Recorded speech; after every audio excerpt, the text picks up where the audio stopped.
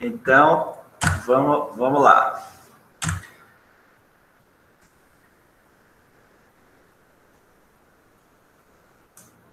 Quando vocês observam uma cena dessa aqui, um comportamento desse, esse sujeito aqui, coitado, 23, ele está só respondendo ou tentando executar ações em função do estímulo que ele está tendo aqui, estímulo visual.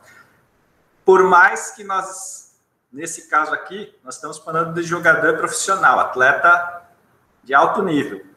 Mesmo assim, a resposta que ele dá, vocês podem ver que é uma resposta total, é muito lenta. Ele toma decisões lentas. E aí, por mais que seja um jogador profissional, que toda a informação visual desse outro sujeito, ele pode utilizar para tentar inferir qual é a próxima etapa que ele vai executar, mesmo assim, ele não consegue. Então, principalmente essas atividades no esporte, na época da pós-graduação, nós tínhamos muito interesse lá no laboratório. Como é que esses jogadores, esses atletas de alto nível, conseguem tanto extrair informação do ambiente e se antecipar, que não é o que aconteceu aqui, como em casos que mesmo atletas profissionais, com todo o treinamento intensivo, ele ainda assim, o sistema nervoso dele é às vezes enganado, né? E enganado de uma forma explícita. Você pode ver que aqui toda a informação visual está disponível, está na frente dele, ele tem toda a informação, mas será que esse atleta, por exemplo, ele está olhando para o lugar certo nesse momento? Porque não adianta nada ele olhar para um lugar que não passa informação visual. Então, essas eram as perguntas que a gente queria entender um pouco melhor no esporte e estudar isso com tarefas psicofísicas na época que a gente utilizava. Hoje a gente pode utilizar umas ferramentas melhores que eu vou mostrar algumas. Então, como é que o sistema nervoso desse sujeito funciona para o controle motor? Então, como é que vocês aí, fazendo a graduação, daqui a pouco serão profissionais, vão estar trabalhando ou preparando um atleta desse? O que vocês falariam para um atleta desse, depois de ver um vídeo desse? Alguém tem alguma sugestão, alguma hipótese? Imagina que vocês terminaram o jogo agora, tem o vídeo desse atleta aqui que é de vocês. O que vocês falariam para ele? Alguém quer dar uma sugestão aí?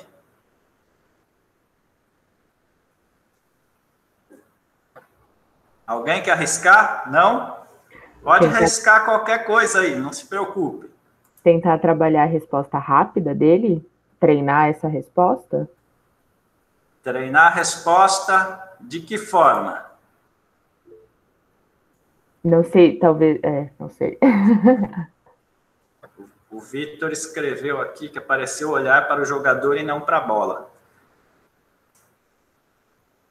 Então, o olhar para algum lugar que passe a informação visual importante. Tá genérico, mas acho que essa seria. Agora, vocês como profissionais que estudam a área, estão estudando fisiologia, estão estudando controle motor, fisiologia do exercício, tomada de decisão, treinamento, tem toda a fundamentação teórica. O que tem por trás disso?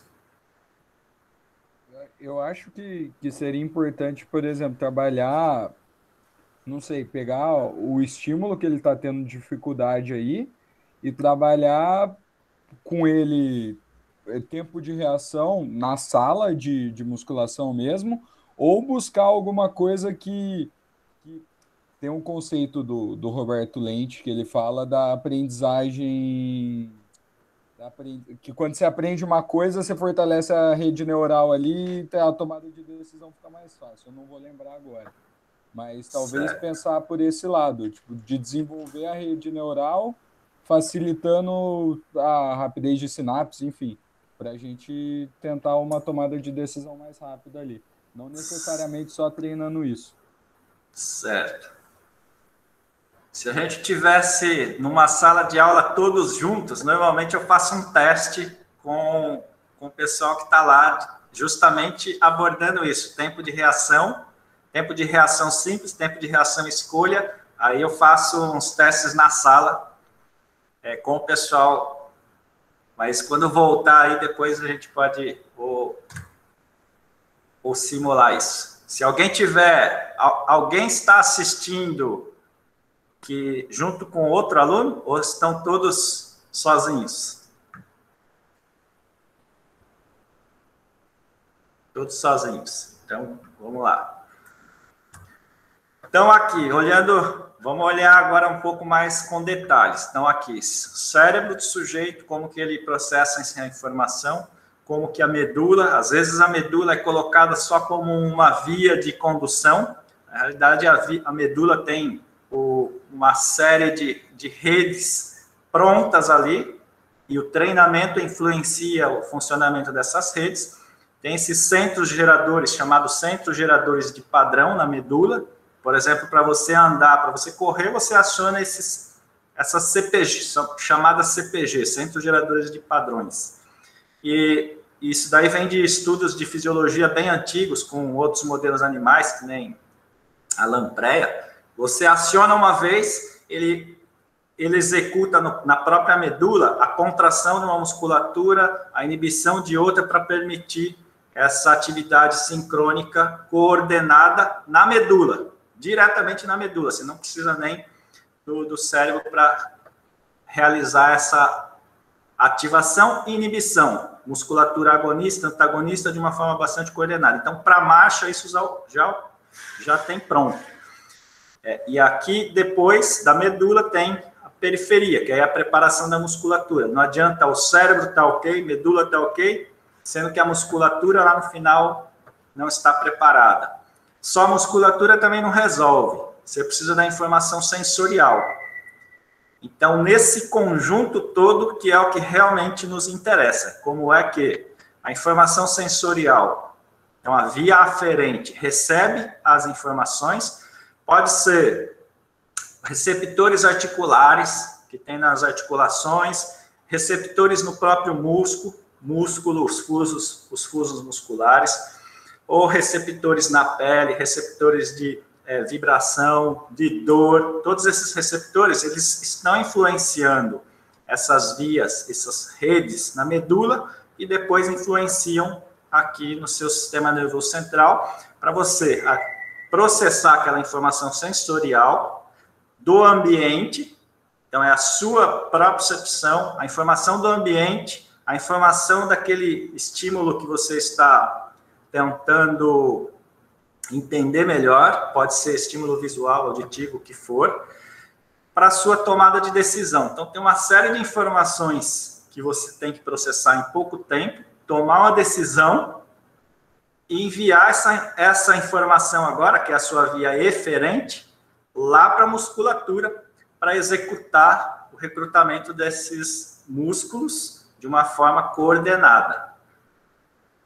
De novo, aí aqui na sua medula, você já tem esses circuitos que, dada a estimulação da via, você vai ativar uma musculatura e vai inibir outra para a realização do seu movimento. Então, se você vai fazer a extensão aqui de cotovelo, você não quer que tenha uma contração de bíceps bem na hora que você está ativando o tríceps, senão a sua contração, o movimento do seu cotovelo não vai ocorrer do jeito que você quer. Então, esse processamento superior para chegar aqui nessa contração da musculatura, ela precisa estar bastante coordenada para que o movimento seja feito de acordo com o planejado. Então, esse é o conjunto todo. Então, não dá mais para, hoje, 2020, a gente pensar em controle motor só da musculatura, só de recrutamento de unidades motoras, sendo que a ativação de unidade motora lá no músculo, então, aquele motoneurônio alfa, com as fibras musculares que ele inerva, está aqui, ele está sendo acionado por um neurônio córtico-espinal que sai lá do seu córtex motor. Então, é do córtex motor que vai chegar e ativar aquela unidade motora com as fibras musculares correspondentes, certo?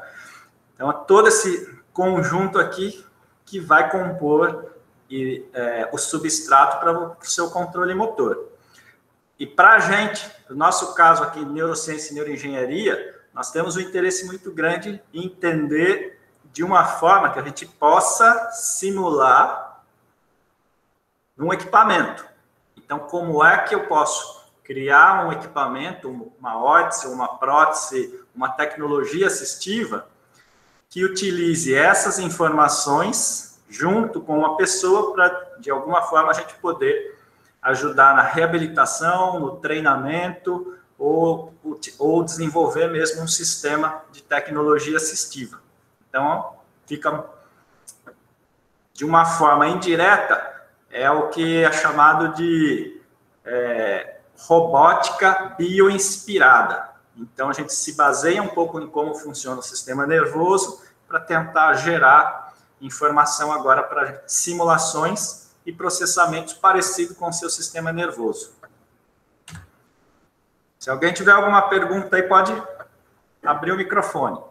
Então, olhando agora um pouco mais detalhado aqui, todas as informações sensoriais, então, todas elas são importantes para o seu controle motor. Obviamente, pessoas com deficiência, se você não tem uma visão, você vai utilizar outras informações sensoriais, certo? Então, não que todas essas informações sensoriais são necessárias para você ter controle motor. Pessoas com deficiência têm muito controle motor. Então, aqui é o quanto que o seu sistema nervoso utiliza de outros canais, de outros inputs sensoriais para processar essa informação e utilizar para o seu controle motor. Então, aqui, sensores, os sinais sensoriais. Então, entra aqui no sistema nervoso, desse processamento do sistema nervoso, utilizando todas essas áreas, como é que vai chegar na medula. Deixa eu ver aqui que tem um outro aluno aqui, ó. Terminou a aula? Fica lá então que eu já vou. É que o meu filho já assistiu umas 10 aulas, ele já está até comentando algumas aulas aqui. Às vezes ele fala, você não vai falar tal coisa? Aí, então, aqui, ó, informação sensorial. Quando a gente olha de um aspecto bem blocado, normalmente a gente esquece de sistema límbico. Então, emoções. E quantas vezes vocês já ouviram falar, na prática, que tal atleta, naquele dia, ele não estava muito bem porque brigou com alguém, teve algum... E isso alterou totalmente o desempenho dele. Então, pode ser que na noite anterior brigou com o namorado e com a namorada, e no dia seguinte ele vai ter um desempenho muito abaixo do que ele teria. Então, essas influências, muitas vezes, são deixadas de lado, que isso daí não faz parte do controle motor.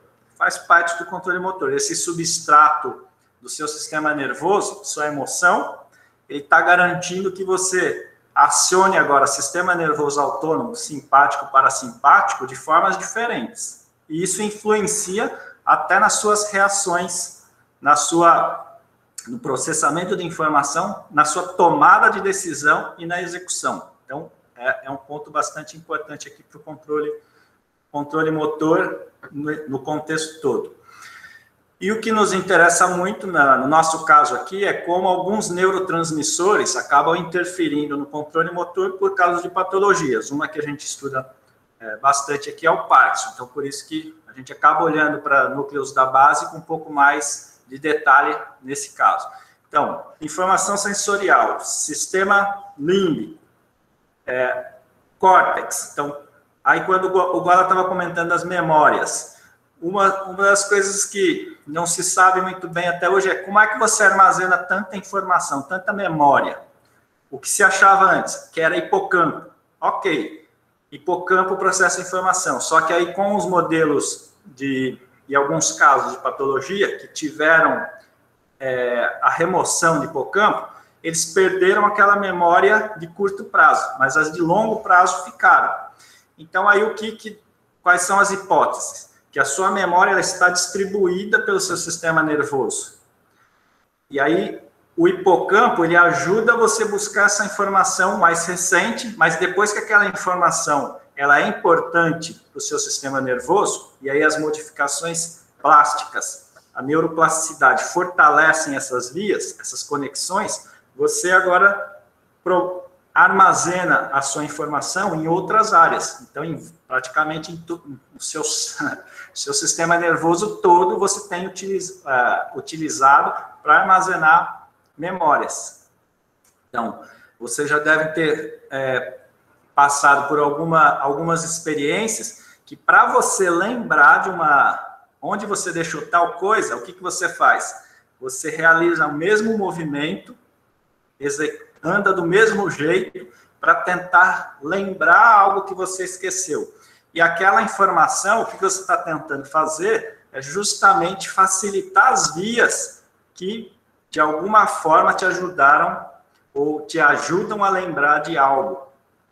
Então, isso é muito comum. Então, isso daí pode ser com um movimento, você pode executar movimentos, andar da mesma forma para tentar lembrar de algo. Você pode utilizar outros estímulos, então tem a parte motora, tem a parte sensorial. Então, como é que tudo isso recruta essa informação? Isso daí hoje não se sabe muito bem, mas o que nós sabemos é que esse input sensorial ajuda você a recuperar essas informações.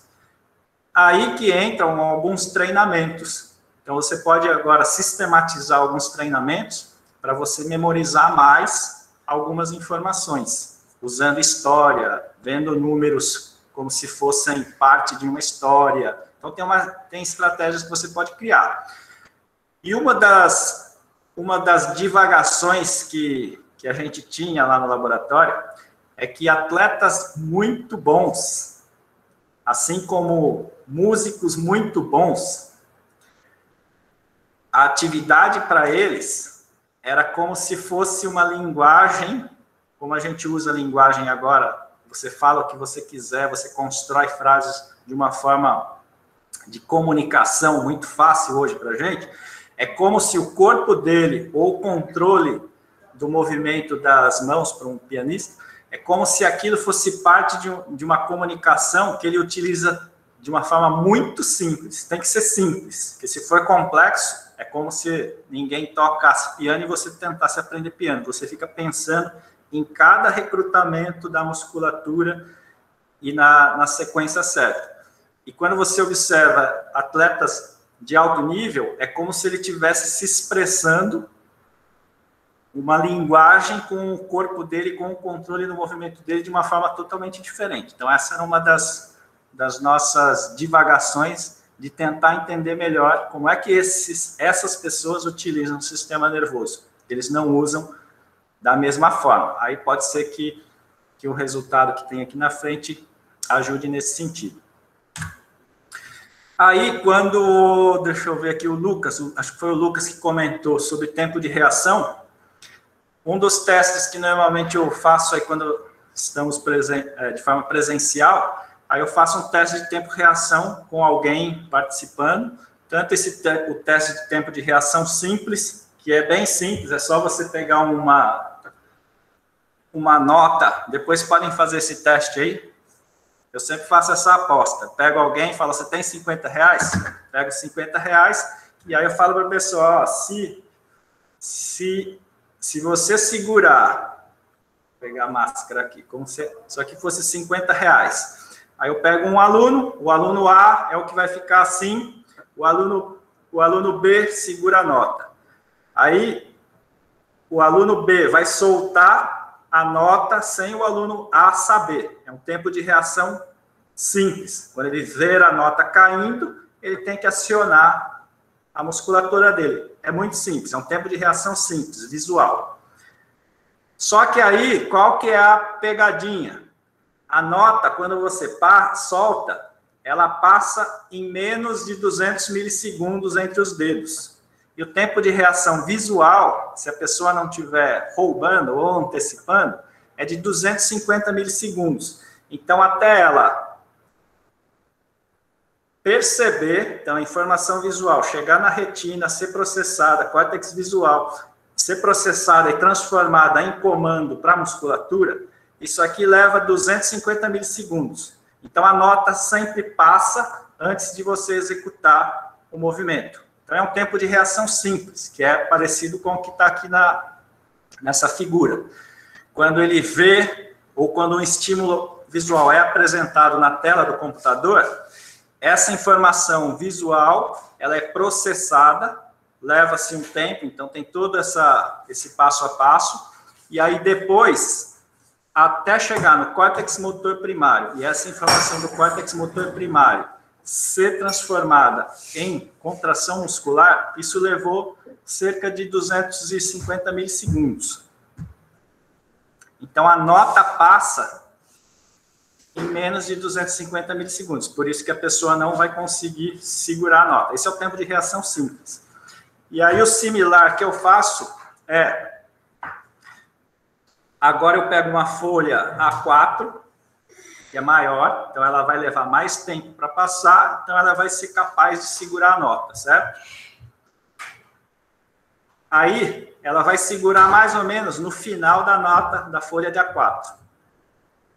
Aí, o que eu faço? Eu falo, agora imagina, para a pessoa que está assim, eu falo para ela, imagina agora, ou fale nomes que começam com a letra A. Ou eu falo, fale o que você comeu na janta de ontem. Pelo fato da pessoa agora começar a dividir a atenção, ela está dividindo agora o substrato do sistema nervoso, ela tem que pensar em nomes, ou ela tem que lembrar de algo que aconteceu. Esse tempo de reação, que continua o mesmo, em termos de ver o papel caindo e responder, ele vai aumentar para 350, 300 milissegundos. E aí ele não consegue nem pegar a folha A4. E aí, ou ele presta muita atenção na folha A4 e esquece o que você acabou de falar. Normalmente ele vai começar a falar assim, eu falo, fale com nomes com a letra A. Aí fala Amanda, aí ele perde essa habilidade em falar nomes, porque ele tem uma outra tarefa. Então ele dividiu a atenção, certo? Esse é o tempo de reação com uma outra tarefa. E isso no dia a dia é o correspondente a você estar no celular dirigindo. Então, seu tempo de reação, que era para ser de 225 milissegundos, caso algo aparecesse na frente do carro, quando você está falando no celular, prestando atenção no que você está falando, ou fazendo outra coisa, seu tempo de reação vai praticamente subir mais 100 milissegundos, 200 milissegundos. Isso para uma tarefa simples, que é mexer o dedo. Agora, imagina ter que tirar o pé do acelerador e colocar o pé no freio. Então, a gente está falando de 600 milissegundos. Então, esse é um tempo agora muito grande para um carro que está lá a 100 km por hora, certo? Então, só o tempo de você perceber, tomar a decisão e executar, o seu carro já andou vários metros. Então, aí você não tem tempo suficiente para executar uma ação. E isso acontece no esporte. E no esporte, as fintas, ou quando você quer enganar o seu adversário, você quer justamente fazer com que ele coloque o sistema nervoso dele numa outra direção, porque aí ele vai ter que inibir aquela ação e começar uma outra. Então, nessa brincadeira aí, você dobrou o tempo de reação que ele tem para responder no que você está fazendo. Então, naquele primeiro vídeo, é como se, provavelmente, o Neymar fazia isso sem saber de forma consciente, mas ele aprendeu que se ele fizesse aquelas gingas, ele fazia com que o adversário tomasse uma decisão para executar numa direção, sendo que ele já estava indo em outra. Então, até o adversário reprocessar a informação visual e tomar a decisão e mudar, o Neymar já mudou de novo de direção. E isso daí, ali, se vocês olharem no vídeo, a gente está falando naquela brincadeira toda de 200, 250 milissegundos que era para ser, que passaram para 600 milissegundos. E aí, quando você olha o vídeo, você vê que é muito tempo quando nós estamos falando de atletas de alto nível. Então, isso daí fica muito gritante. e tem aplicações no dia a dia, nas mais variadas áreas, tá? Tanto para atravessar uma rua como para um esporte de alto nível. E aí, quais são as tecnologias que nós podemos utilizar para estudar um pouco mais isso? Esse daqui é um rastreador de olhar, um eye tracker. Então, se você estiver olhando para o local certo, você consegue extrair a informação que vai te ajudar a tomar uma decisão melhor. Só que, para isso, você precisa utilizar um eye tracker, que é esse sistema aqui. Aqui é um óculos de realidade virtual de imersão, que você utiliza o óculos de realidade virtual para fazer treinamentos. Eu vou mostrar um exemplo. Aqui é a eletroencefalografia. Então, como é que o sistema nervoso, pelo menos no nível cortical, ele está sendo ativado.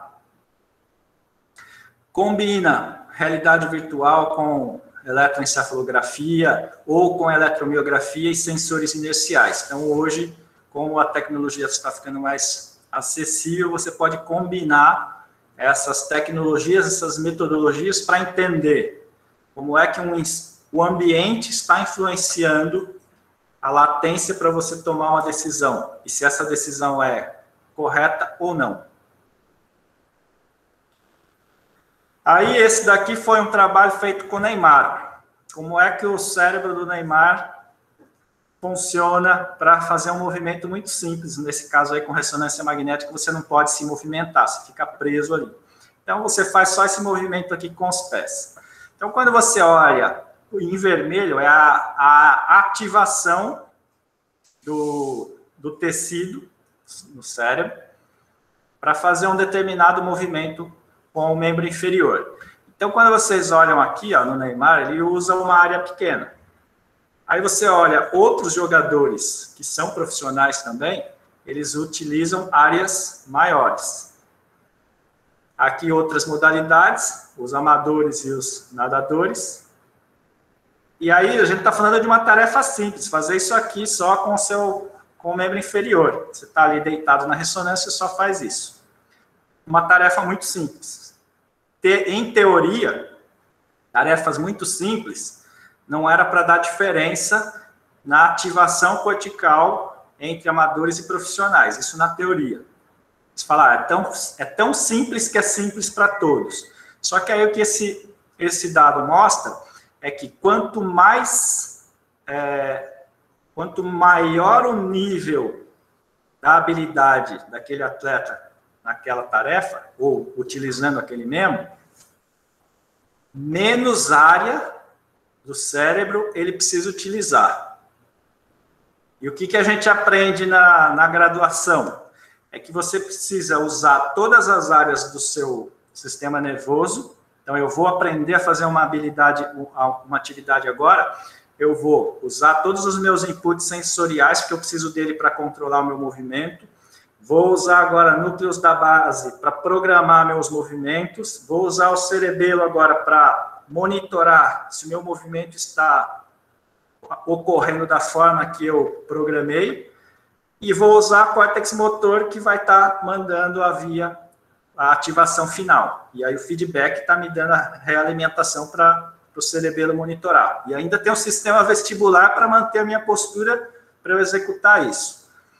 Só que aí o que esse resultado mostra é que quanto mais habilidoso, quanto melhor o atleta, menos ele precisa utilizar do sistema nervoso dele. Isso faz muito sentido.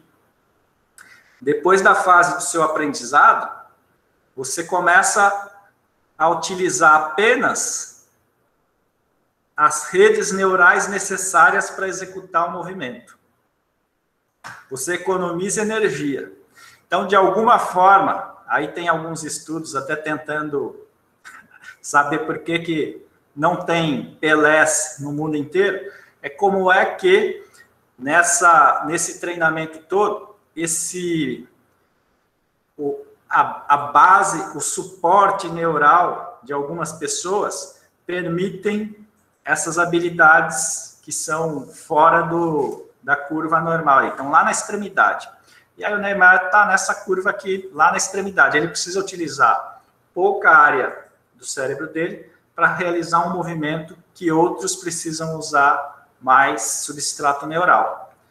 Então, se a gente pensar na ativação do circuito neural em termos de ativar neurônios, sinapse, junção neuromuscular, todo o processo, quanto mais estruturas envolvidas, mais tempo você está levando. Então, nesse caso aí, o que se mostra é quanto melhor o atleta, menos substrato do sistema nervoso ele precisa utilizar para fazer isso. Então, essa é uma diferença.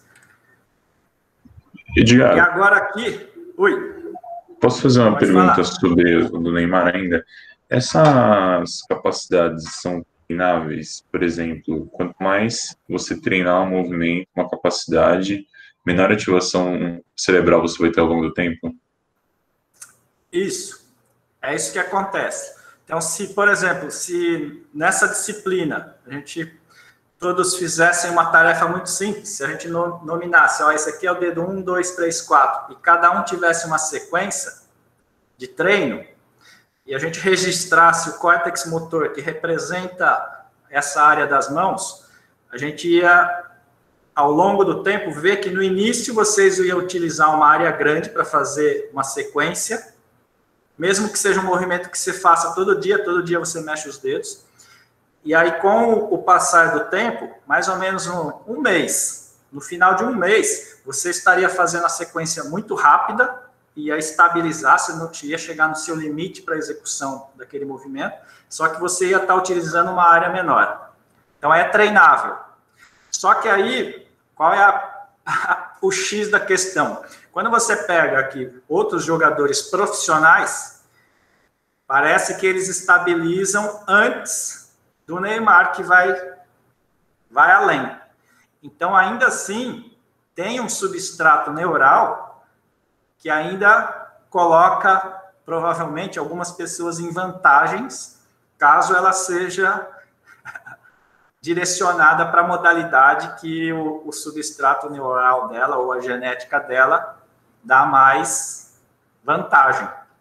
Então, mas na média, todos vão ter essa diminuição. E isso em qualquer tarefa no dia a dia. Isso daí, com ressonância, já é bem estabelecido. O que não se sabe é por que algumas pessoas vão além.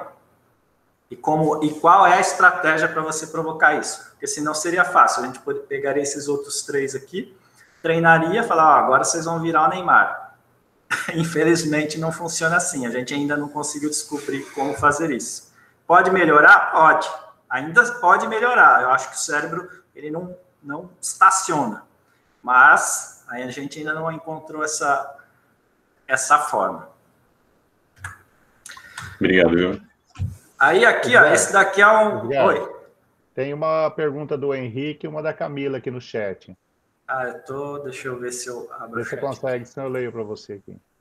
Henrique, pensando no tempo de reação e na divisão de tarefas pelo sistema nervoso, o fato do atleta de alto nível verem o jogo em câmera lenta está mais relacionado à diminuição do tempo das respostas ou da assimilação e foco no acontecimento para maior previsibilidade. Eu não diria que ele enxerga o jogo em câmera lenta. Ele enxerga ou ele percebe, mesmo que seja de uma forma... um aprendizado implícito, ele percebe dinâmicas e padrões que outros de um nível abaixo dele ainda não percebem. E aí eu vou mostrar um teste aqui que a gente fez com o Eye Tracker, que acho que pode ajudar a entender um pouco melhor isso. Então, é como se você pegar um exame de ultrassom, por exemplo, e olhar para aquilo, você fala, mas aqui eu só vejo chiado, não vejo sinal nenhum. Aí você passa para um ultrassonografista e fala, aqui tem o olho, aqui tem o dedinho, a mão está assim, a mão está assada.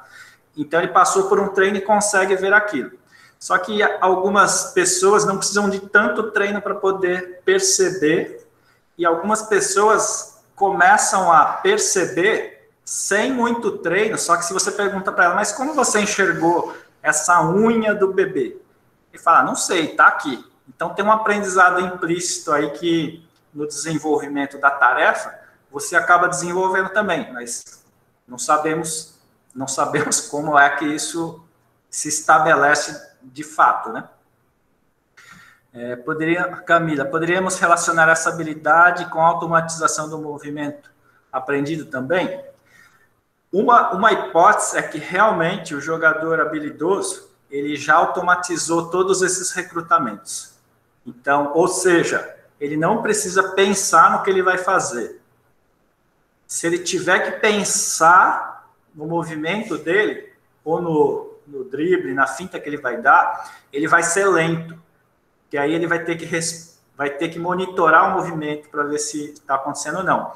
Então, quando ele executa de forma automatizada, ele não tem tempo para isso. O movimento ele é mais rápido. Então, se você pode fazer esse teste. Se você pensar em cada movimento para subir e descer uma escada, você vai ver que você vai ficar mais lento ou mais lenta e vai ter risco de cair. Então, tem o movimento, depois que ele está...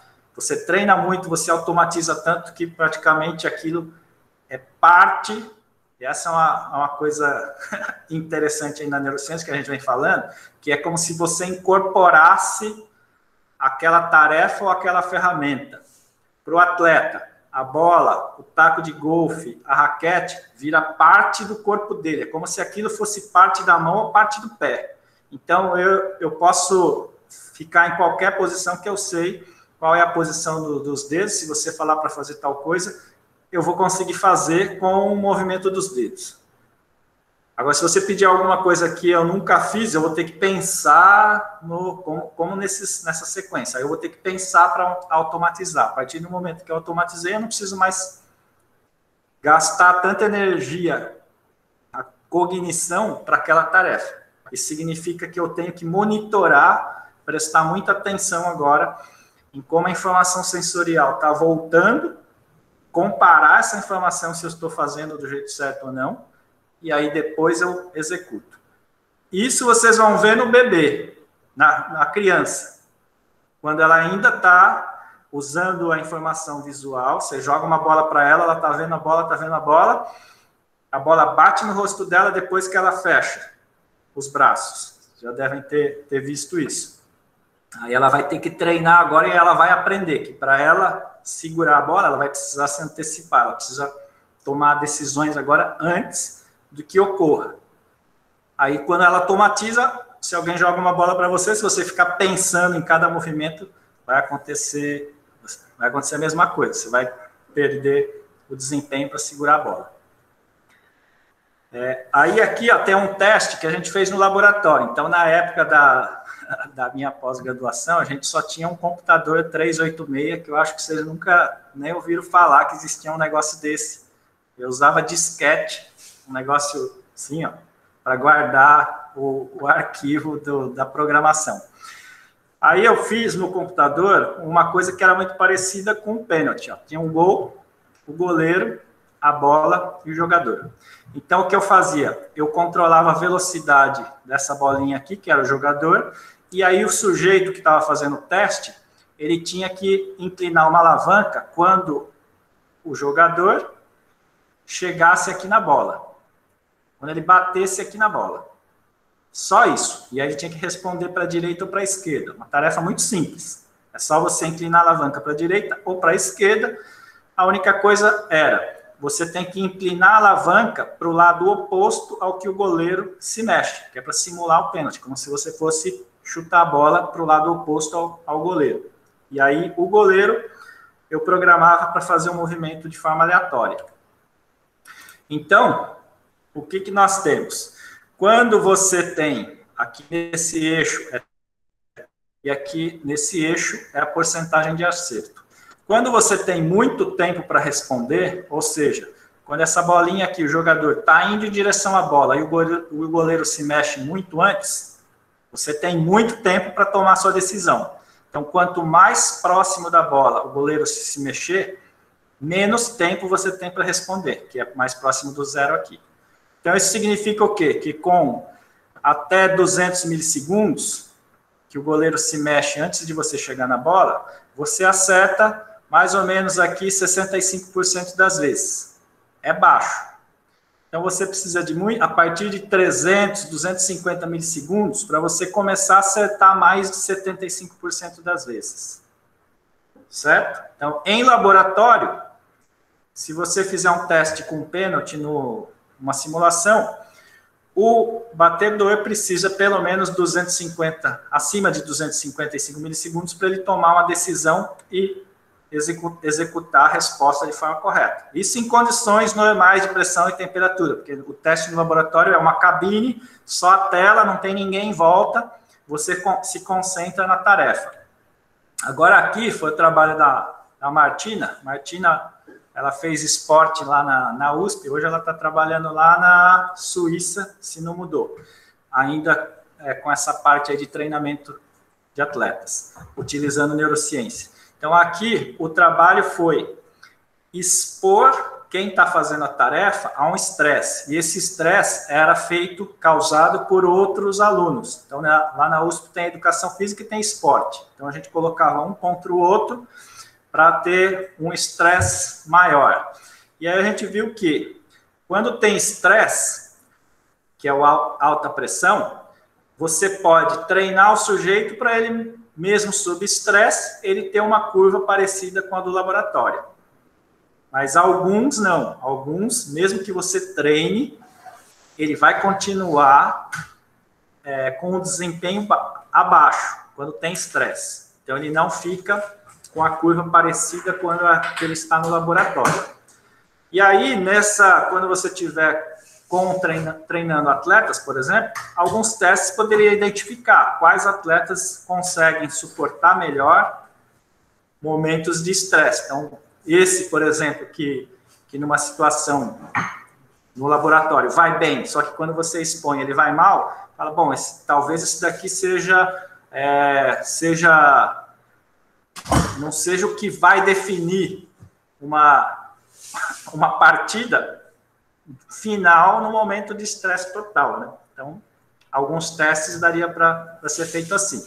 Então, tem tanto esse estresse causado por uma torcida, por pessoas do lado, xingando, falando um monte de coisa, como agora submeter, nesse caso, a uma fadiga periférica. Aqui o Nelson, o que ele fazia, a gente colocava um peso e a pessoa tinha que fazer a pronação e supinação até ele chegar e falar aqui nessa escala que, ó, eu não estou aguentando mais. Quando ele chegava nessa escala, nesse nível, é que a gente começava o teste. O que a gente imaginava? Que uma fadiga no músculo, lá na periferia, não fosse interferir na sua tomada de decisão. Certo? Que era para acontecer isso. Então, do mesmo jeito que a gente fez no laboratório. Só que aí o que aconteceu? A curva se desloca para a direita. Então, ele precisa de mais tempo agora para tomar decisões corretas. Mesmo que antes você dava um tempo grande aqui, 300, 400 milissegundos ele acertava, com fadiga lá na musculatura, lá na periferia, interfere na tomada de decisão. Aí falei, poxa, agora está explicado porque que o Baggio errou o pênalti e o Brasil foi campeão na Copa, né? Ali, fadiga total, estresse total, ele treinou, ele tinha um alto rendimento em pênalti, foi lá e errou. Então, pode ser tanto a tomada de decisão, a gente pode pensar, a tomada de decisão entre eu escolher direita e esquerda, e a tomada de decisão agora de eu recrutar aquele comando motor de forma correta. Não adianta nada eu escolher para a direita, só que meu chute vai passar lá em cima. Então, eu tomei a decisão ali para o lado certo, mas o recrutamento das vias córtico-espinais, daqueles programas motores que eu treinei muito, ele não foi adequado, ele não foi 100% de acordo com o meu treinamento. Então, eu tomei a decisão correta, mas o recrutamento das vias não foi uma hipótese, não foi adequado, ou a própria musculatura lá na periferia, com a fadiga, se a musculatura agora, se a junção neuromuscular está com uma alteração de neurotransmissores, a própria musculatura tem alteração ali de íons, não adianta nada também o comando córtico-espinal chegar na unidade motora e a unidade motora não ser recrutada na frequência correta, com a intensidade correta para que o movimento ocorra. Então, tem vários pontos aí que podem interferir. E aqui ainda no trabalho outro trabalho da Martina, só que esse é em campo. O que ela fez? Ela colocou esses alvos, baseado num trabalho aqui do Salversberg, lá da Holanda, ela colocou esses alvos num gol mesmo, e aí pedia para os jogadores baterem o pênalti e acertar o alvo. E aí o que ela viu? Quando você coloca uma pessoa aqui no meio, como se fosse um goleiro, mas essa pessoa não vai se mexer, o fato de ter uma pessoa ali no meio do gol faz com que a acurácia, a precisão do chute, se altere. Então, tem outro fator aí que impacta o controle do motor sem você querer. Nesse caso aqui, o goleiro não ia se mexer. Você fala para o batedor, ó, o goleiro não vai pegar a bola. Ele não vai tentar defender. Continue acertando no alvo. E ele muda. Agora, aqui, naquela pergunta de onde olhar, tem esse trabalho que a gente fez, baseado também ainda do Salversberg, lá da Holanda. Ele utilizou esse disco branco sem as pessoas saberem. Ele colocou o disco branco em momentos importantes, que ele considerava importantes, para o goleiro adquirir a informação do batedor para ele poder se antecipar. Só que ele não falou isso para quem estava fazendo o teste, mas ele induziu a pessoa a prestar atenção aqui e o desempenho dessas pessoas melhorou na tomada de decisão. Então, esse daqui é o teste que a gente fez a gente fez a reportagem aqui lá na USP. A gente rodava esses vídeos para os goleiros e ele tinha que se antecipar, falar qual é a direção que o batedor chutaria a bola. A gente faz esse teste. Depois fizemos a mesma coisa, colocamos um disco, só que esse disco agora ele percorre um caminho, numa sequência e num tempo que, na teoria, passa mais informação para o goleiro. Então, aqui, na cabeça, depois vai para o quadril e depois para o pé e não para a bola. E aí a gente passa essa informação também depois para os goleiros. E aí nós fizemos isso com um eye tracker aqui. Esse aqui é a sobreposição de onde quem está fazendo o teste, aqui é como se vocês fossem o goleiro e aqui fosse a posição de onde vocês estão olhando, com o rastreador de olhar.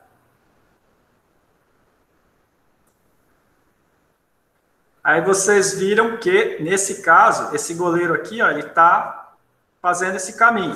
Só que esse quadrado vermelho não aparece durante o teste. Eu faço essa sobreposição depois para mostrar para o atleta. Então, deu para ver que aqui ele faz o caminho muito parecido com o do disco branco, certo?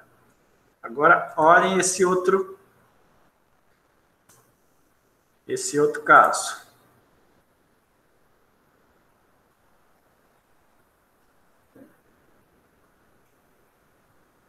Deu para ver bem a diferença, não deu? Então, nesse segundo caso, era o goleiro menos experiente. O primeiro era um goleiro A, esse aqui era o goleiro B, de times grandes aí de São Paulo. E o que foi interessante é que quando a gente mostrou para o goleiro B isso, e falou para ele, ó, se você olhar aqui, assim, nessa sequência, você vai ter mais chance de acertar qual é o lado, no laboratório, durante os testes, ele já melhorou. Então, aquela pergunta tinha sido feita. Então, só com a informação de onde ele olha, para retirar a informação importante do ambiente, você já faz com que ele processe a informação com mais acurácia. Então, não é que ele demorava muito para responder, é que ele olhava para o lugar errado, no momento errado. Então, a partir do momento que você passa essa dica para o atleta, ele consegue agora extrair a informação do ambiente para ele poder tomar uma decisão mais acertado. Aqui, então, a gente está falando de tomada de decisão no sentido dele acertar. Qual é o lado, direito ou esquerdo? Obviamente que agora toda aquela preparação muscular para ele executar o pulo em direção à bola também tem que ser considerado para que realmente a tarefa seja completa, né?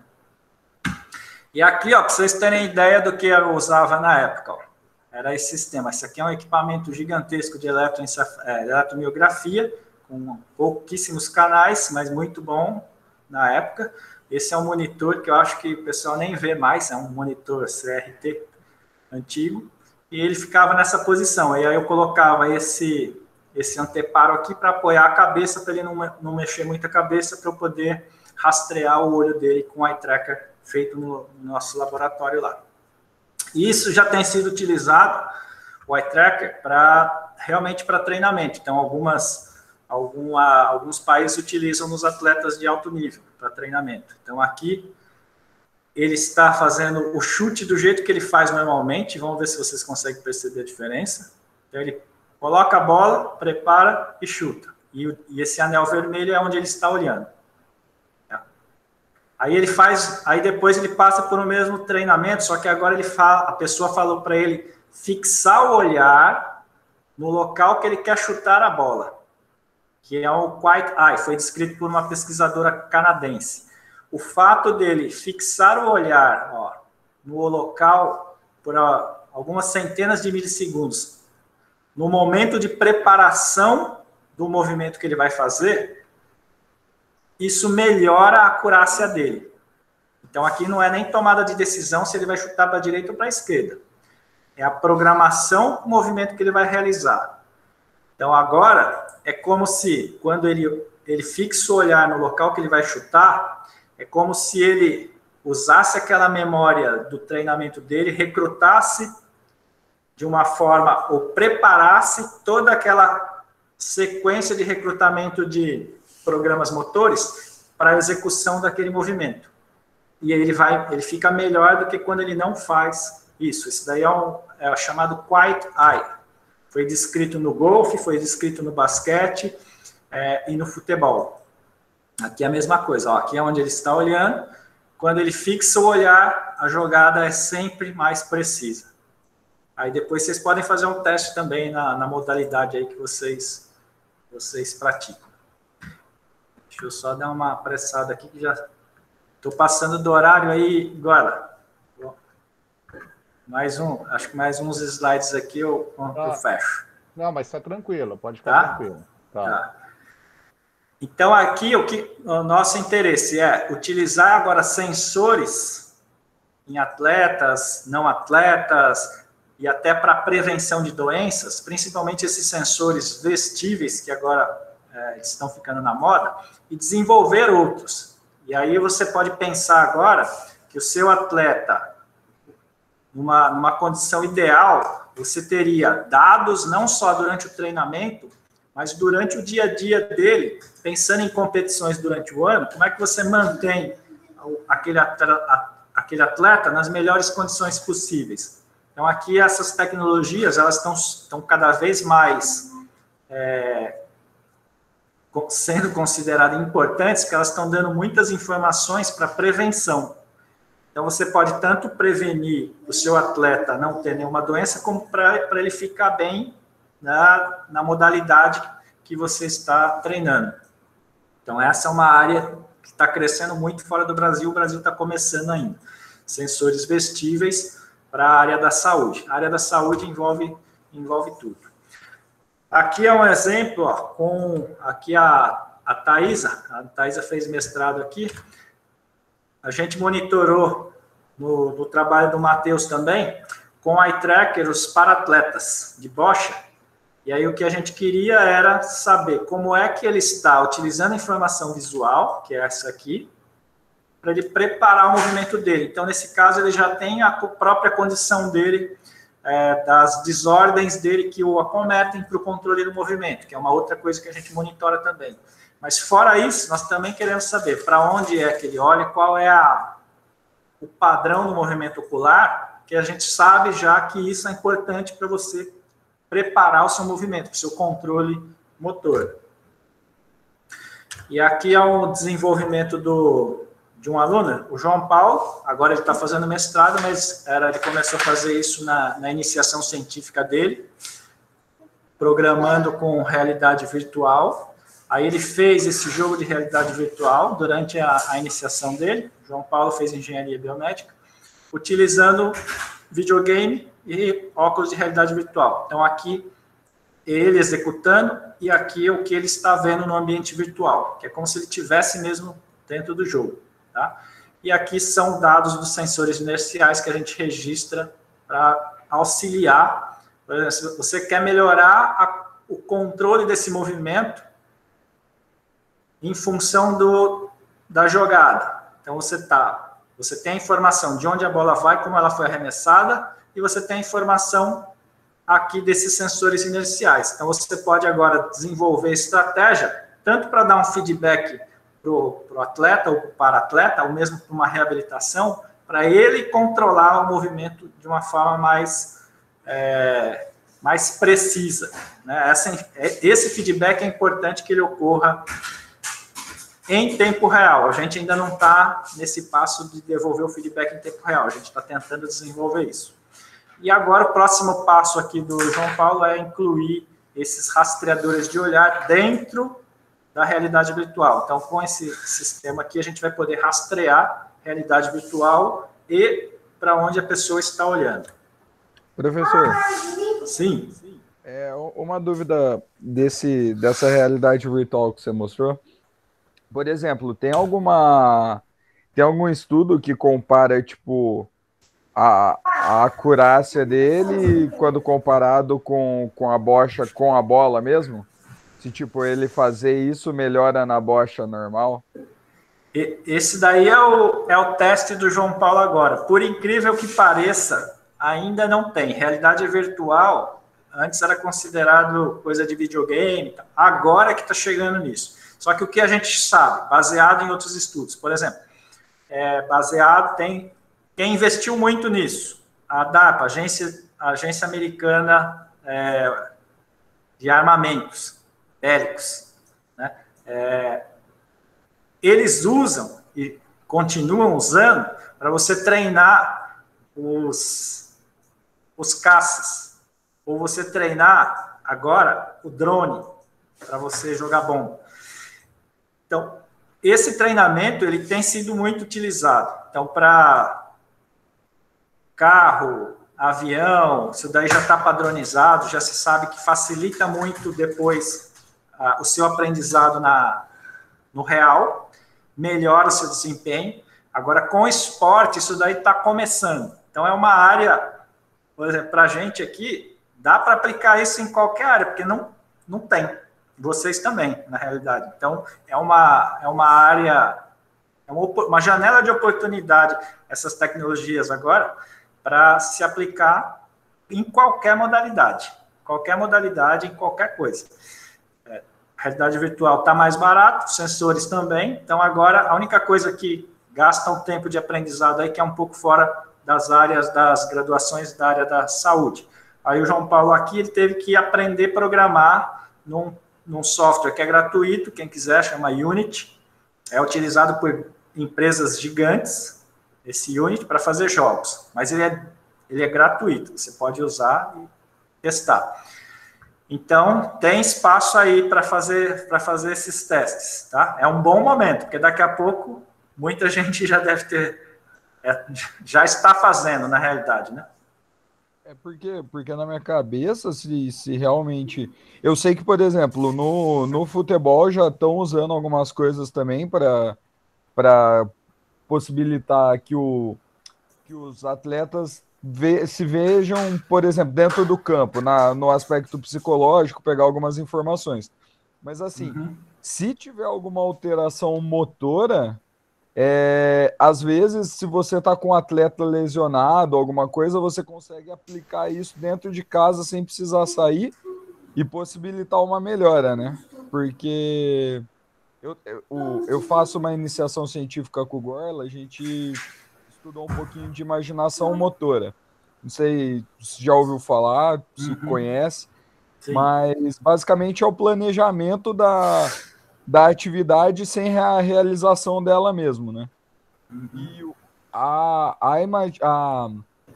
realidade virtual, tipo, auxilia muito nisso, mas eu não achei nada que fala da semelhança. Eu sei que ajuda, mas eu não sei o quanto se assemelha com a realização de fato quando compara a realidade virtual da execução motora, entendeu?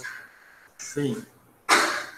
Então, para a imagética motora tem sido testado também e o resultado é bom, sim. Aí tem esse teste que eu falei, que dá para vocês fazerem. Normalmente a gente faz assim, ó, a gente treina, pega um grupo e treina o real.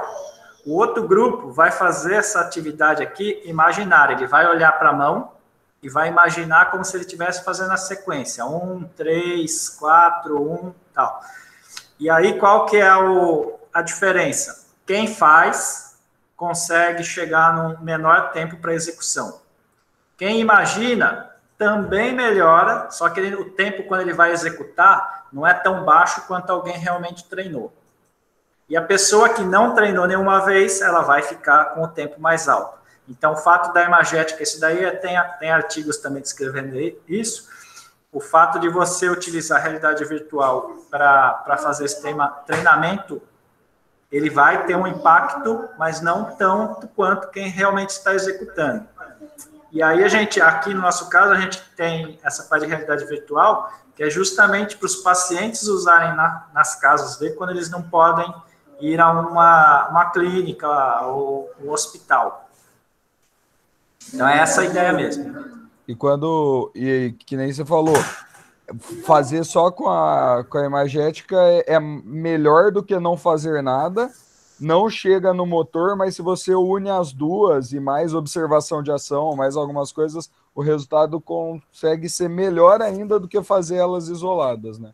Isso, essa é a ideia. E aí, então, aqui o que a gente está investindo é nesses sensores vestíveis, é tentar trazer mais informação tátil, e aqui no virtual você só tem o feedback visual. E nos pacientes a gente viu que se a gente acoplar também informação tátil, ele incorpora mais a tecnologia para ele pensar em enganar o cérebro, o sistema nervoso, para ele realmente achar que é ele que está fazendo. E isso, nos pacientes, a gente teve um resultado bom, mostrando que isso melhora mais do que se não tivesse. Então, é essa a ideia aí, tentar trazer o virtual mais próximo do real. Legal, obrigado, professor. Aí esse daqui é a Luciane está fazendo mestrado agora lá na UFABC. Ela entrou agora, mas antes dela entrar no mestrado, a gente fez esse trabalho aqui, ó, com o rastreador de olhar, o eye tracker. Aí ela avaliou as atletas e via que o padrão de olhar delas não tinha o quiet eye, aquele que eu mostrei agora há pouco. E aí, depois que ela mostrou para as atletas e falou qual era a importância, na avaliação, a gente viu com o eye tracker que elas ficavam agora com outro padrão. E é uma coisa muito simples, basta ter o eye tracker para você mostrar para a pessoa. Ela tem que ter esse feedback para ela saber como que ela está fazendo, né?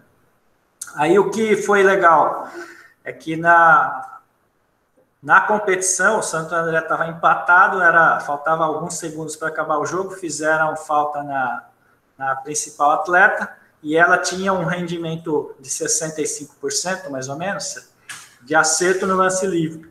E fizeram a falta nela, e ela foi lá e converteu os dois. E aí a gente foi ver, aí que a gente se deu conta, a gente foi ver o desempenho dela, depois que ela começou a fazer esse treinamento, chegou a 85%. Então, ela melhorou muito em pouco tempo, com uma coisa muito simples, né?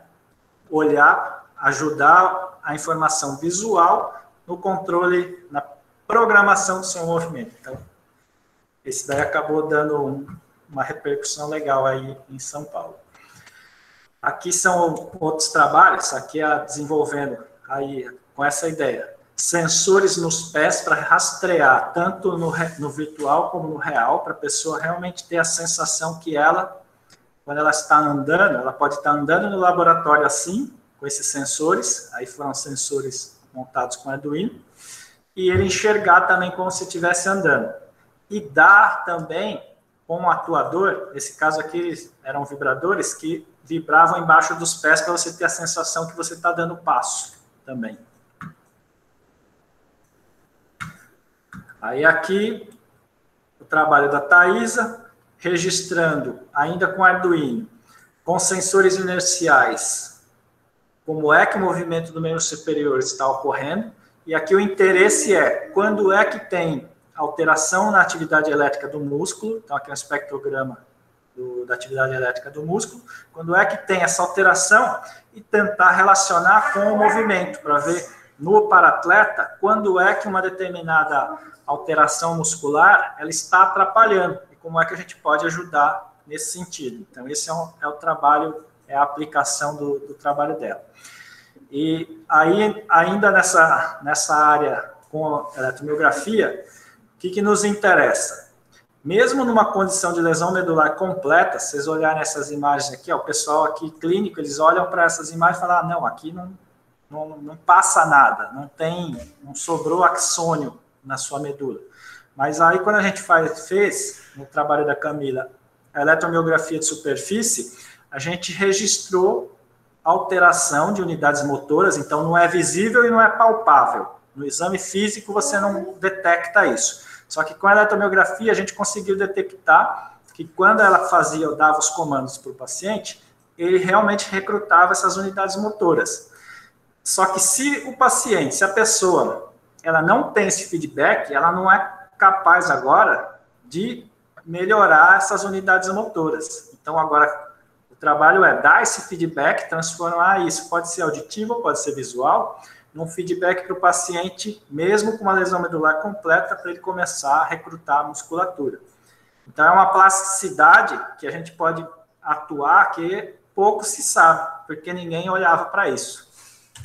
E provavelmente isso nos atletas também deve acontecer. Enfim, recrutamentos que a gente não está medindo, não está visualizando, então a gente não consegue também nem falar para quem está treinando que algo está acontecendo, né? Aí aqui é a mesma coisa com lesão medular, só que utilizando a estimulação elétrica direta no músculo, que é uma outra forma que a gente vem trabalhando aqui. Então, a interface cérebro-máquina utilizando o sinal do córtex para acionar a estimulação elétrica no músculo. Então, já que a medula está lesada, como é que a gente pode facilitar o aprendizado do controle do movimento utilizando uma interface externa? Então, ele tenta recrutar a musculatura da perna e a gente ainda ajuda com a estimulação elétrica. É como se a gente estivesse facilitando vias que estão com dificuldade. E aí, de alguma forma, essa facilitação ajuda na plasticidade. E aí, nesse desenvolvimento, a gente tem esses sensores inerciais aqui, que é o trabalho do Júnior, para tentar usar os sensores inerciais como parte da sua medula. Então, esses sensores, eles precisam ser inteligentes o suficiente nesse processamento, acoplando aqui com o controle. Então, aqui é o teste de controles, diferentes controladores, para esses controladores, junto com o sensor inercial, ajudar a ativar a musculatura de quem está treinando a determinada tarefa, para que ele funcione como se fosse a medula. Então, hoje, a nossa CPG, nossos geradores de padrão na medula, eles já fazem muito isso. Então, se a gente der essa sobrecarga para o paciente, ele vai ter que ficar pensando em coisas que, para a reabilitação, não seria importante. Seria mais fácil agora deixar uma interface, ajudá-lo para facilitar a plasticidade e o aprendizado na tarefa. Então, essa é uma das nossas hipóteses, ou das nossas propostas aí de desenvolvimento. E aí isso vai integrar, provavelmente, que é o que nós queremos, esses chamados exoesqueletos que você pode utilizar tanto para reabilitação, como agora para as competições que estão aparecendo, que eu vou mostrar no final. E aqui, ó, só para ter ideia como essa modulação do controle do movimento, ela ainda realmente a gente não sabe tudo, eu vou mostrar um exemplo aqui de um sagui que a gente deixa com Parkinson. Então, o sagui, primeiro a gente treina o sagui a pegar marshmallow aqui. Então, ele sabe que nessa caixa tem marshmallow, ele sabe o programa motor, ele consegue executar. Aí a gente vai e deixa o sagui agora com Parkinson. Tá? Então, agora aqui ele já está com Parkinson. Então, ele sabe que tem, mas ele não consegue se mexer. Então, ele está com acinesia. Quando a gente liga a estimulação na medula dele, a gente implantou o eletrodo na medula, aqui tem um fiozinho, ele começa a se mexer. Então, ele sabe que tem, então agora eu vou lá pegar marshmallow. Então, ele consegue agora se mexer. E ele faz esses movimentos aqui de preensão, pegar o alimento, que é uma tarefa muito complexa em termos de controle motor. Tá? E aí ele faz. Aí quando desliga a estimulação, ele volta a ficar com a cinesia, ele volta a ficar parado. Então, por mais que quando a gente pensa no Parkinson, fala, não tem neurônios dopaminérgicos liberando neurotransmissor, então não vai mais ter o movimento, o controle do movimento, aqui nesse caso mostra que com a estimulação na medula, de alguma forma isso acontece, né? Aí aqui é a mesma coisa, só que com o paciente com lesão, com Parkinson, aqui é o mesmo paciente com a estimulação na medula, e aqui é ele sem a estimulação na medula. Dá para ver bem a diferença com a estimulação na medula e sem a estimulação na medula. Tá? Então, ou seja, aqui ele tem lesão, tem perda de neurônios dopaminérgicos, então falta neurônios naquele loop do controle do movimento, pensando naquele quadradinho de núcleos da base, só que quando você coloca uma estimulação na medula, ele modifica a atividade elétrica dessas redes neurais e ele consegue executar um movimento voluntário de uma forma muito impressionante. Para levantar da cadeira é muito rápido. Olha o tempo que ele leva aqui para levantar da cadeira. E ainda mais interessante, vou adiantar esse vídeo aqui, esse aqui é uma avaliação ou um teste que se faz com o paciente Parkinson, aqui ó, tremor, a dificuldade que ele tem para iniciar um movimento, para retomar o movimento, ó. E o que é interessante aqui, eu vou adiantar um pouco mais o vídeo, quando coloca o mesmo paciente na bicicleta, ele sai pedalando como se não tivesse nada.